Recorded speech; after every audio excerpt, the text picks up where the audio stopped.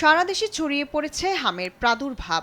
Rajshahi medical college হাসপাতালে গত ২৪ ঘন্টায় হামের উপসর্গে ৩ শিশুর মৃত্যু হয়েছে।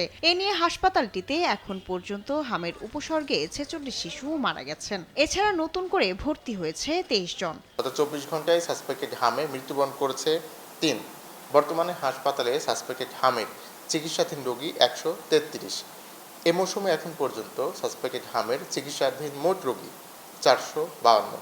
এই মৌসুমে এখন পর্যন্ত চিকিৎসাধীন সাসপেক্টেড হামে মৃত্যুবরণ করেছে সাসপেক্টেড হামের মোট রোগী ৪৬। এদিকে পাবনায় বুধবার সকাল থেকে চতুর্থ দিনের মতো চলছে হাম রুবেলা টিকাদান কর্মসূচি। গেল ৩ দিনের টিকাদানের লক্ষ্যমাত্রা ৪১,৯৪৭ জনকে টিকা দেওয়া হয়েছে। উচ্চ ঝুঁকিতে থাকা মুন্সিগঞ্জের ৩টি উপজেলায় শিশুদের হাম রুবেলা টিকাদান কর্মসূচি চলছে। আগামী ৩ সপ্তাহে প্রায় ১,০৯,০০০ শিশুকে টিকার আওতায় আনা হবে।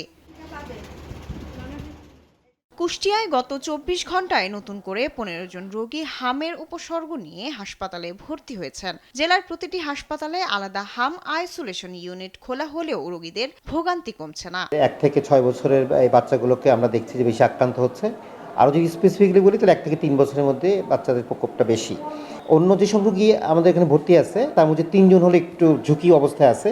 তারপর আমরা চিকিৎসা চালাচ্ছি এবং আমরা আশাবাদী যে এটা আউটকামটা ভালো পথে আমরা নিতে পারবো। এদিকে ময়মনসিংহ মেডিকেল কলেজ হাসপাতালে গত ২৪ ঘন্টায় হামের উপসর্গ নিয়ে ২২ শিশু ভর্তি হয়েছে। সুস্থ হয়ে বাড়ি ফিরেছে ২৪ শিশু।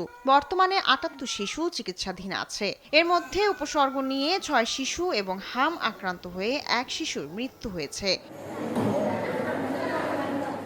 বরিশাল বিভাগে সবথেকে বেশি হাম আক্রান্ত এবং হাম রোগী শনাক্ত হয়েছে বরগুনায়। এ বিভাগে হামে আক্রান্ত হয়ে এ পর্যন্ত মারা গেছে ৩ শিশু।